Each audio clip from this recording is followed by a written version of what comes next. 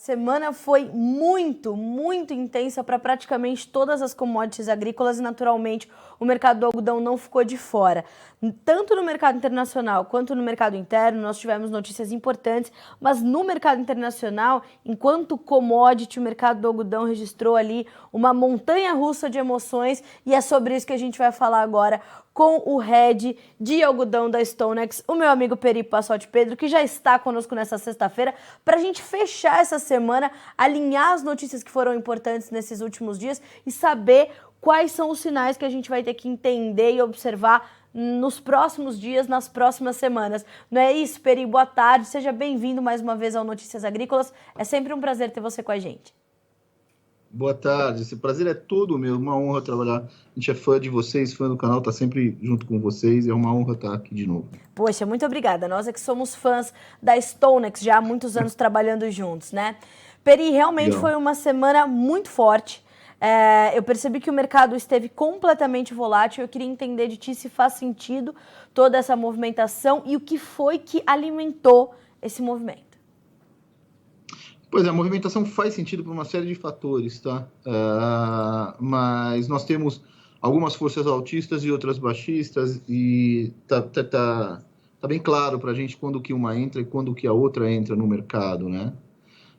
Do lado altista, a gente tem uma seca que vem se arrastando nos Estados Unidos como um todo, mas principalmente no Texas. Hoje, até semana passada, 93% da área de algodão do Texas estava em seca, que é um número altíssimo. O USDA já está projetando para essa safra que está sendo plantada agora algo como 25% de abandono. Então, imagina um quarto do que está sendo plantado, eles sabem que vai ser abandonado. Isso faz com que, apesar de um aumento de 9% na área plantada, o USDA esteja projetando uma redução de 5,8% no algodão produzido. Então, a primeira força que a gente tem altista é essa. Então, você tem uma seca acontecendo no Texas, né? Ao mesmo tempo, você tem uma situação agora, no algodão é um pouco diferente. No algodão, eles medem quantos contratos existem on-call que têm que ser fixados contra um determinado vencimento. E contra o vencimento de julho, que é o vencimento que está mais líquido agora, nós temos aproximadamente 1,6 milhões de toneladas a serem fixadas. Isso é muito algodão, que as fiações lá fora, essa é a posição líquida, né, entre comprados e vendidos, mas é uma posição líquida de fiações, principalmente da Ásia, que vão precisar fixar. E ao fixar, essa ordem se transforma numa ordem de compra em Nova York. E isso também é altista. E você tem outros problemas logísticos dos Estados Unidos. Você tem algo como 8% dos caminhoneiros que se aposentaram. Você tem problema rodoviário, você tem problema de container, você tem problema logístico como há muito tempo a gente não via nos Estados Unidos. Eu, particularmente, não me lembro de ter tanta dificuldade de fazer com que o algodão saia dos Estados Unidos e chegue na Ásia. Então, essas são as forças que a gente tem de curto prazo, que são altistas. No médio prazo, as forças são mais baixistas. Então, nós temos problemas macroeconômicos se formando na China, bem claro. Então, algumas regiões aí com 20% até 30% de redução no seu consumo de algodão, entre outras razões pelo lockdown. Então, essa política de Covid-0 da China se fez com que ela saísse mais rápido, né, daquela recessão que a gente teve, também está atrapalhando que ela mantenha os seus números, e isso está sendo refletido nos índices, né? Então, a gente viu isso na exportação do mês passado. Então, a exportação de março subiu mais de 15%, a de abril 5,5%. Então, ainda é um aumento, mas é um aumento muito menor, é o menor aumento para abril dos últimos 2 anos. O PMI, que é o Purchase Manager Index, que é um índice que a gente gosta de olhar, né? Que é um índice antecedente aos ciclos de recessão e expansão da economia. Então, ele acontece antes. Esse índice ele vinha neutro para a China, tanto em serviços quanto em manufatura, e ele passou a ficar bastante negativo. E então, você começa a ver no horizonte, junto com a inflação extremamente alta, junto com a necessidade de segurar a economia mundial para que essa inflação possa melhorar. O PIB dos Estados Unidos, por exemplo, em janeiro, ele foi projetado pelo FMI para esse ano, né, para 2022. Em janeiro, o FMI projetava o PIB dos Estados Unidos em 4%. Em março, né, abril, que é relativo a março, 3 meses depois, então, e essa projeção já tinha caído para 3,7. Então, de 4 para 3,7 são quase 10% de queda, 8% de queda, né? Hoje, dentro dos Estados Unidos, eles já falam de 2,8 para esse ano. O PIB do primeiro trimestre retraiu 1,5%. Então, são números bastante negativos para o médio prazo. Então, o que a gente tem é isso. A gente tem um curto prazo altista, um médio prazo baixista. E a gente se perguntava em que momento que essa chavinha ia virar do curto para o médio, quando que esse médio prazo baixista ia chegar. E nessa semana não dá ainda para dizer que ele chegou, mas eu vou te dizer que ele avisou que está chegando, viu? As Então baixas, foi uma semana bastante negativa. as baixas elas não foram tímidas, né, Peri? Só ontem o mercado despencou 3%, sem dó nem piedade. Sem dó nem piedade. Por outro lado, durante a semana, você teve algumas recuperações, né? Mas quando você pega um pelo outro, caiu mais do que subiu. E é isso que a gente entende como sendo um canal de baixa, né? Até então, porque toda vez que cai um pouco, mesmo nossos clientes aqui que tem contrato São Paulo, a gente diz, olha, barrigou, compra, né? Vai, fixa aí o seu contrato, não deixa para o último dia, né? A gente tem muito medo do último dia. E quando que é o último dia para o julho, né?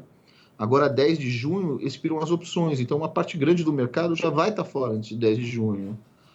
24 de junho é o First Notice Day, então até o dia 23, praticamente 100% dos contratos têm que estar fixados. Então, para os próximos 25 dias aí, a gente espera uma pressão de alta.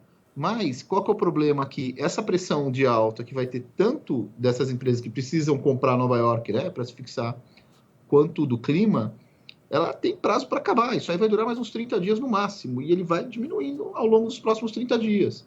Então, é como se você tivesse aí uma pressão para cima que vai se acabando, tem data e hora para acabar, enquanto as pressões baixistas estão só começando. Então, essa é a nossa preocupação hoje. Ou seja, a gente tem um cenário bem estabelecido, pelo que eu pude entender. A dificuldade é entender quando ele começa a se efetivar, a se implementar.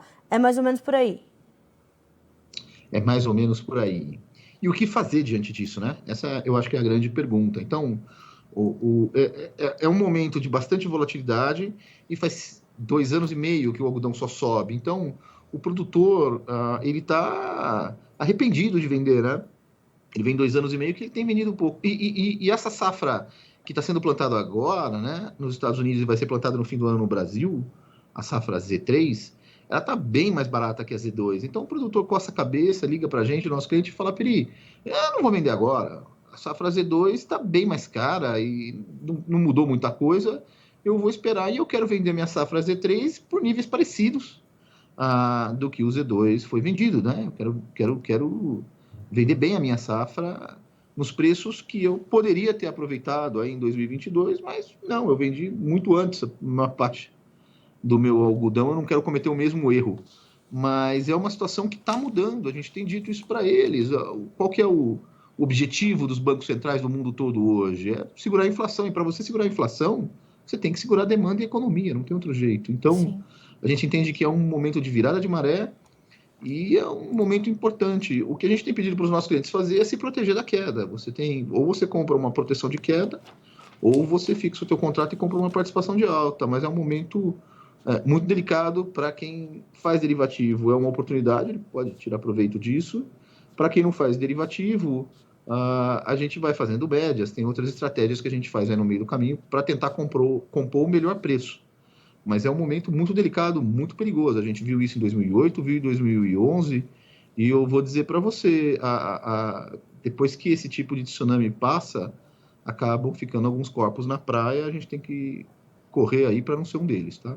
Isso é muito importante. Quando a gente fala sobre essa proteção da queda, como é que está o comportamento do produtor brasileiro diante desse cenário, principalmente que está no horizonte, com essas pressões baixistas que estão aí já muito bem sinalizadas no médio prazo, Peri? Como é que o produtor... Porque recentemente nós tivemos uma informação do CPEA de que nós estamos ali num momento de bons preços para o algodão aqui no Brasil, não é isso?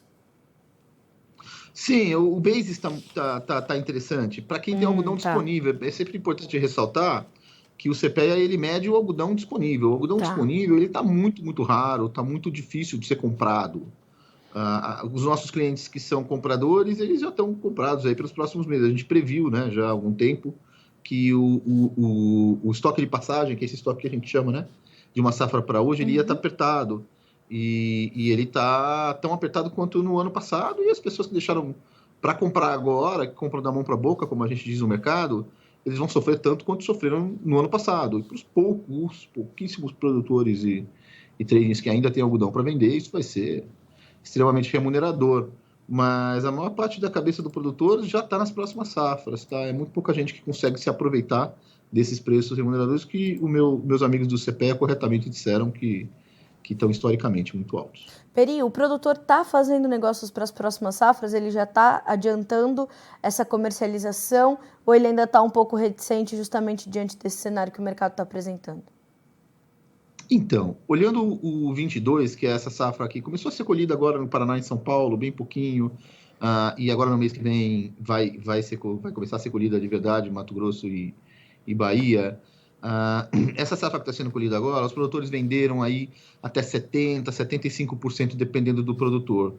E ok, é geralmente até onde eles vão, tá? Dificilmente você quer vender mais do que isso, porque você pode ter uma diferença ali de qualidade, de quantidade, você não sabe quando você vai colher, qual a qualidade, então é normal que os produtores do Brasil, que são produtores mais conservadores e que têm uma reputação espetacular de cumprir seus contratos no mundo todo, esses produtores não vendem mais do que isso. A safra 23 que está um pouco diferente, por essa incerteza que a gente tem, tanto em relação a preço quanto em relação ao custo de produção, né, os fertilizantes principalmente, os produtores estão atrasando a tomada de decisão. Ok, eles fazerem essa tomada de decisão até julho, agosto, setembro, tá? É comum isso acontecer, até outubro talvez.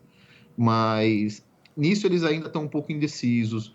O USDA acredita numa safra parecida com a desse ano. A gente, nesse momento, é o que parece que vai acontecer também.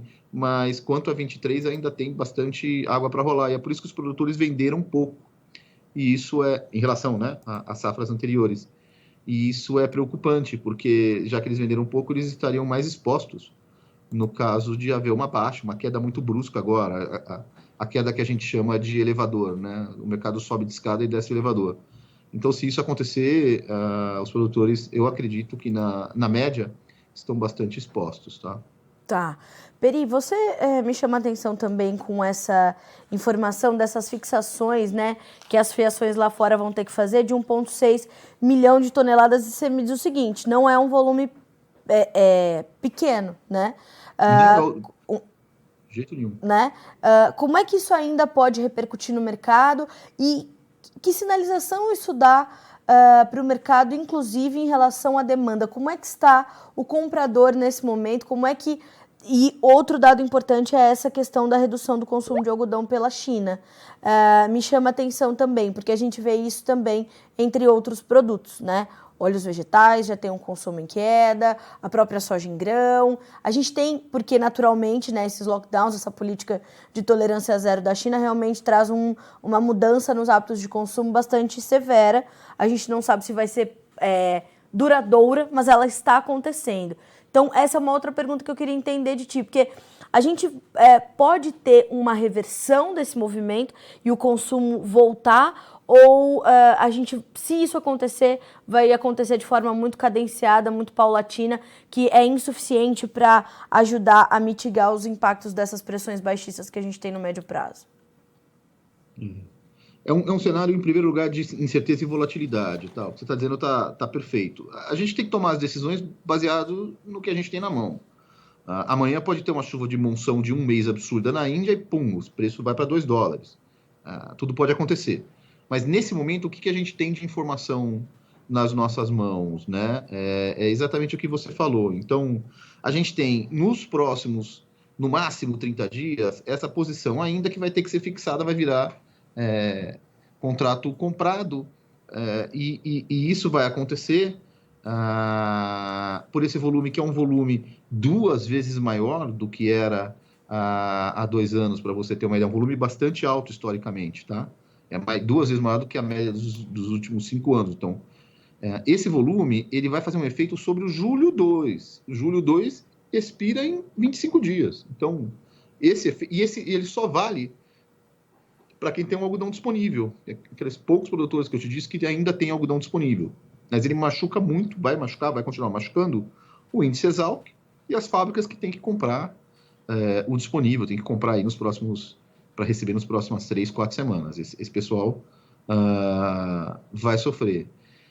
Saindo isso da tela, hoje o que tem na mão é exatamente o que você falou. A gente tem os problemas econômicos do mundo que até então ficavam nas estatísticas e nos estudos dos analistas, eles estão começando a chegar no mundo real. Então, a gente citou o caso da China, que teve o PMI negativo, você está vendo isso em várias commodities. Esse é o primeiro ano, olha só, desde 1976, desde que eu nasci, vai ser o primeiro ano, se confirmar o que a gente tem de tendência hoje. A gente está quase no meio do ano. Mas se confirmar o que a gente tem de tendência hoje, vai ser o primeiro ano desde 1976 que o PIB dos Estados Unidos vão crescer mais do que o PIB da China. Então, isso há muito tempo não acontece, né? É a primeira vez que isso vai acontecer. Essa recessão, esse problema, chega nos Estados Unidos? Bom, é só olhar. Na semana passada foram divulgados os balanços de 2 gigantes do varejo. A gente olha muito varejo, viu? No algodão, porque não para no produtor, né? A gente faz parte de uma cadeia, essa cadeia termina lá no consumidor do varejo. E os 2 maiores varejos dos Estados Unidos, que são Walmart e Target, eles divulgaram seus resultados, e esses resultados vieram muito abaixo, mas muito abaixo do que o mercado esperava. Certo. A ponto da ação do Walmart cair 20% na semana passada e a da Target 32% em uma semana.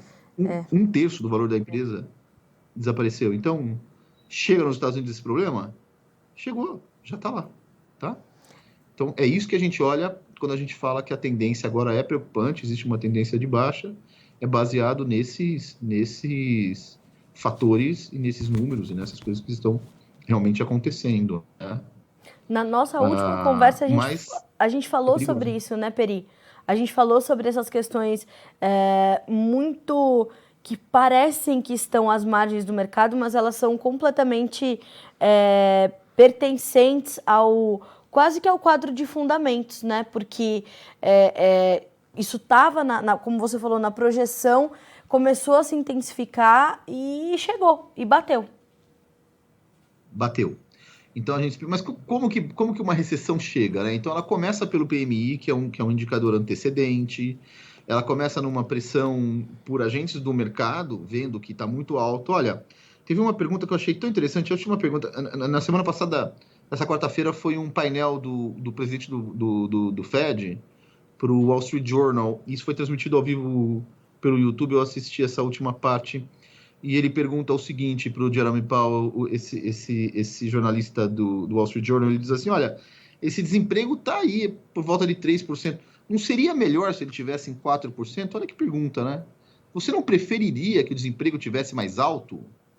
E ele diz, não, a gente quer um desemprego em equilíbrio, mas isso é tão óbvio para os analistas de mercado que é necessário um desemprego mais alto, é necessário uma recessão para segurar a inflação, que o jornalista se permite perguntar isso para o presidente do Banco Central, entendeu? Que é uma saia justa enorme. O Banco Central saiu a francesa, não, a gente quer equilíbrio, não sei o que lá. Mas, assim, está claro que você não consegue segurar. E essa inflação é de verdade? É de verdade. A gente teve na Flórida há 2 meses, a gasolina dobrou. Ela não subiu 30%, 40%, ela dobrou. Hoje, os Estados Unidos estão com 8,3% de inflação contra 8,5% do mês passado. Mas tem itens ali dentro que subiram 40%. Óleo combustível, filtro lubrificante, óleo lubrificante, carros usados, subiu mais de 30%, entendeu? Nos últimos 12 meses. Então, isso está afetando diretamente o bolso do consumidor americano, que é a economia que mais consome no mundo, e esses relatórios de Walmart e Target só evidenciaram isso. E a gente vai começar a sentir no bolso. Não, e Para mim, faz total sentido justamente por conta disso que a gente está conversando e dessas sinalizações que a gente vem realmente trazendo nas nossas últimas entrevistas. Peri, para a gente concluir, se a gente pode dar uma orientação para o produtor brasileiro, portanto, diante de tudo isso que você acabou de brilhantemente detalhar aqui na nossa entrevista, é justamente isso, fazer essas proteções e ter esse planejamento comercial, principalmente para safras que vêm, para reduzir essa exposição. Perfeito. Não é hora de brincar, é hora de proteger patrimônio. Eu digo isso já há algum tempo. A gente tem que se lembrar que o algodão ele tem uma necessidade da demanda alta. O que isso quer dizer? Ele não é um bem supérfluo, ninguém consegue trabalhar nem viver sem investimento, mas é um bem que você consegue postergar. Então, se realmente houver uma recessão, o algodão ele sente mais forte do que as outras commodities, tá? E tendo isso em mente, pessoal, procurem se proteger. Eu não estou dizendo saia e venda tudo, mas procure ferramentas que te permitam ter uma proteção caso o mercado caia e te permitam aproveitar uma alta eventual, mesmo que seja limitada a participação de alta ou que seja limitada a sua proteção de baixa. Mas procura alguma coisa para se proteger, porque a gente está vendo um mercado bastante volátil, bastante perigoso. Até então ele estava só nas páginas de economia. Ele vai começar a pular das páginas de economia e nos afetar na nossa renda e nossa receita. E a gente tem que ser tão profissional para proteger a nossa receita quanto a gente é profissional para proteger a nossa lavoura. Então, era esse o recado que eu queria dar. Isso é sensacional. Acho que esse incentivo à educação financeira que a gente tem que fazer ao produtor brasileiro, ela tem que ser constante, esse incentivo tem que ser constante, e mais do que isso, né, a gente tem visto os produtores rurais mudarem o seu título de produtores rurais para empresários rurais, e é assim mesmo que eles têm que se ver para fazer o mesmo investimento, o mesmo esforço, a mesma energia, gastos no plantio, eles têm que acontecer na comercialização, na gestão, né, Peri? E isso é cada vez mais evidente, cada vez mais forte, que o produtor e o empresário que faz isso, ele se destaca e ele vai ter seu diferencial recompensado com certeza. Não, é o que eu digo para todos. Eu conheço plantações, eu tenho a felicidade de conhecer produtores dos principais países produtores do mundo, australianos, dos Estados Unidos, amigos, e eu coloco dentro do campo, eu coloco o produtor brasileiro do lado de qualquer um deles. O produtor brasileiro de algodão, ele é mais profissional, ele é mais preparado, ele é a Fórmula 1 do agro, eu não tenho dúvida disso. Se ele conseguir pegar esse mesmo profissionalismo, essa mesma energia despendida e colocar também na sua comercialização e gestão, esse potencial do agro brasileiro, do algodão brasileiro, que é monstruoso, aí fica imparável. E é para isso que a gente trabalha todos os dias. É verdade. Peri, te agradeço muito por estar aqui com a gente. Gosto sempre de estar com você para atualizar essas informações do algodão. Análises sempre muito completas. Obrigada, viu, meu amigo? Até a próxima. Bom final de semana para você. Vamos descansar, porque segunda-feira promete, viu, meu amigo?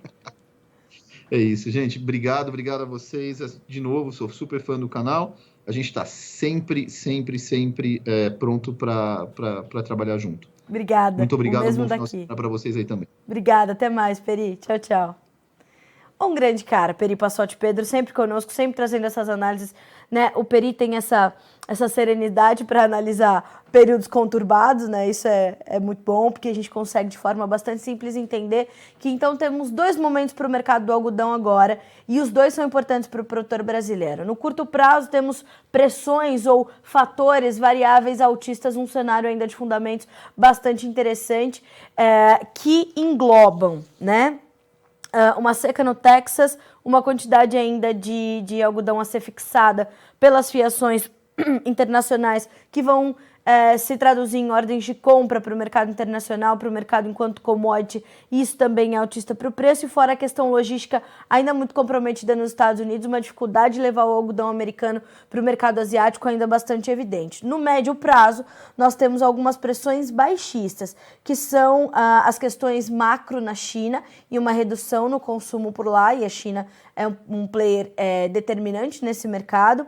Fora todas essas questões inflacionárias, as questões do mercado financeiro ainda avesso ao risco, essa recomposição da oferta e tudo mais. Então a gente vai ter que olhar para todos esses fatores a partir de agora. Médio prazo temos pressões baixistas, curto prazo ainda temos variáveis altistas. Qual que é o recado do Peri para você, produtor de algodão? Esteja menos exposto, a menor exposição possível, porque o mercado ainda é de incerteza muito forte e volatilidade muito latente. Está claro que o mercado ainda continua muito volátil, então faça os seus negócios pensando em ferramentas de comercialização que vão te dar a oportunidade de participar da alta caso o mercado continue a subir e vão te proteger da baixa em dias como o de hoje, onde os preços voltam a recuar depois de terem perdido 3% na sessão de ontem, tendo subido segunda, terça e quarta fortemente. E como o Peri também marcou aqui com a gente, um canal de alta para os preços do algodão tem sido registrado desde março, tá? Então, atenção a essas informações. Vamos ver como é que estão finalizando as cotações do algodão na Bolsa de Nova York. Números na tela, julho, $1,39 mais 15 por libra-peso, 1,04% de queda.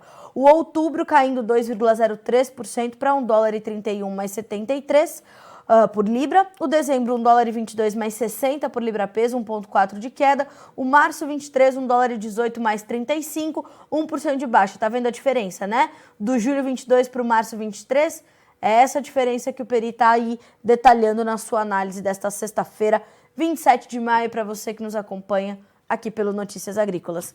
Senhoras e senhores, a gente fica por aqui com esse boletim, mas a nossa programação continua para que vocês sejam sempre os produtores rurais mais bem informados do Brasil, tá certo? Até a próxima, continue nos acompanhando. Participe das mídias sociais no Facebook Notícias Agrícolas, no Instagram @Notícias Agrícolas e em nosso Twitter @Notiagre.